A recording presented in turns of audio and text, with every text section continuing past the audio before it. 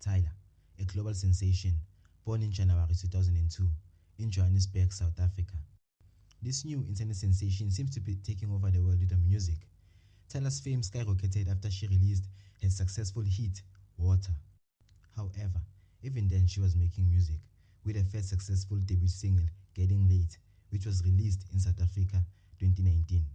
This led to her to sign a deal with Epic Records in 2021.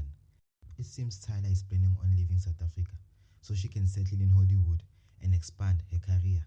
First, it was Black Coffee, then Trevor Noah, and now Tyla. Why do all huge celebrities tend to leave their home countries?